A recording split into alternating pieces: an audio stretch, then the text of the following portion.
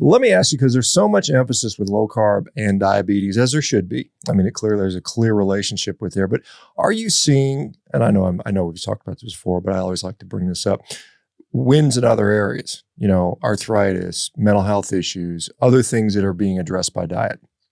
I'm beginning to wonder what isn't improved. So, skin condition, eczema, psoriasis, definitely both of those. High blood pressure. Mental health is really interesting. So I'm getting some people come off antidepressants. And there's some really interesting international work on things like bipolar disorder. And just general happiness. People are more cheerful. I've noticed myself in the early days, once or twice I cheated, as you do. I remember one time I went to a 3-starred Michelin restaurant, and the chef made me a very special lemon dessert, and I scoffed it down. How I made that lemon dessert, it was like fireworks going off in my head. But I had significant depression for 2 days after that. Really weird feeling of doom and anxiety all mixed up. And so there's something about mental health. I'm sure of it. And it's being researched. There are RCTs coming through now. There's some work in Edinburgh just starting on mental health. What else? Joint pain. Yes, I really agree. People with knee pain and ankle pain and so on. I've had 1 or 2 are listed for surgical operations that they never need. Sleep apnea, that's another one. COVID was interesting because all the clinics kind of furred up. And I started, instead of referring cases of sleep apnea to the clinic, I started treating them, and I haven't failed with a single case of sleep apnea. There's only 5 or 6, but each one of those would have gone on to need a mask at night or whatever. What else? I'm still thinking. Irritable bowel syndrome. All of those people with bloating, abdominal pain. I blame wheat for a lot of those. A lot of them improve. I think polycystic ovarian disease is another one I've seen improvements in. So you can see, Shawn, the thing is, I worry that it looks like I'm overclaiming, looks like I'm a quack. And in fact, well, of course, there are people who say I am. But it's what I'm observing. And these are all NHS patients. I don't make any money out of this. I tend to lose money. But it's intriguing and fascinating. So many of the diseases I previously was prescribing for, I'm not. Yeah, that is, and that's the thing that I think, within the low carb, because when you get into these debates about weight loss, there's a lot of ways to lose weight, and I think that's fine if you want to go on a low fat diet or calorie restricted diet and you lose weight, and that's your prerogative. But what I'm seeing uniquely is these big other things, mental health. I'm sure you're familiar, work with guys like Chris Palmer and some of the other folks, and I know George E. and Eric Westman published that study on bipolar and schizoaffective disorder and depression, and saw those people with, going on a ketogenic diet saw significant improvements. And so we're seeing these papers all the time. And I think, it would do us good to, really emphasize that instead of fighting the weight loss trenches. When I wrote my book, I said, I don't like talking about weight loss because it's such a contentious topic, and I don't really care how you lose weight. I'm more cared about how you get healthier, quite honestly.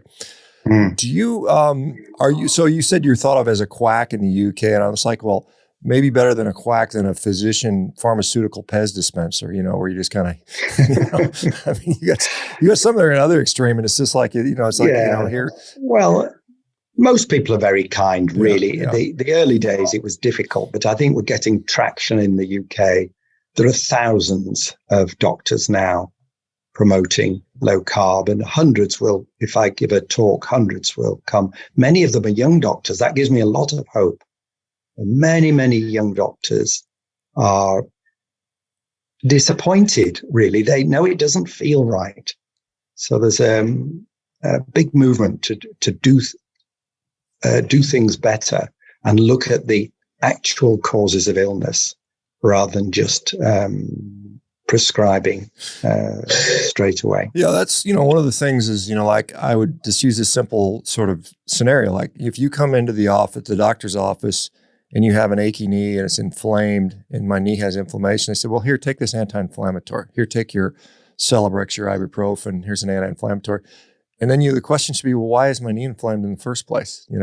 And if they can't answer that, then there's a problem there. You should know why this is occurring, because if you don't know why it's occurring, you don't know, you're missing out on a lot of ways to treat those types of things. And so I think a lot of the curiosity of it, we don't ask why anymore as physicians. We just say it is what it is, and this is how we treat it. And instead of saying, why is this occurring, which is, I think, so important. Shawn, I so agree with you that it's funny, really, because doctors, we think of ourselves as scientists. It's ridiculous to say that for so many of us.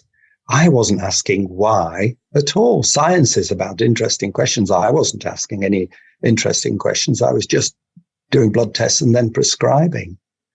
And I think the power, we need to start being curious. Instead of those N=1, they shouldn't be ridiculed. They show it's possible. And if it's possible once, it may be possible a few times. And then the question is, well, how does that fit with your hypothesis?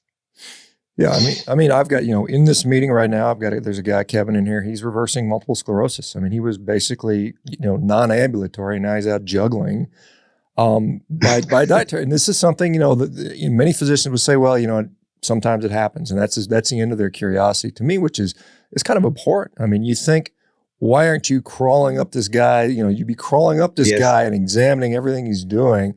And he's not the only one. I know a number of people now with MS have seen improvements through dietary means, and you can go on, major depression and all these things. And yet when they go and they talk to their physician, they say, well, good job, keep doing what you're doing, but no curiosity, if they're willing to accept them eating a meat-based diet or a diet that's low carb, higher fat. Some of them will just outright say, you're crazy, you're going to kill yourself, stop immediately. A few of them will say, good job, keep doing what you're doing. But very few of them will say, this is really interesting. Can you talk to me more so I can apply this to my other patient, which I think is a shame. It is a shame. I do understand, though, Shawn, and I remember in the early days, I hated Dr. Google. I hated patients who came in and had looked it all up on Google. And I used to say, well, I think I'm the doctor here, and all the rest. It was horrible of me, but it's wonderful if people are curious and if they're interested in their health. I now use that to everybody's advantage. So well done if you've looked something up and you're interested in your health. Yeah. That should be something that a physician would applaud. We're not priests, and this is, what I mean, where only I can interpret the word of God as a doctor.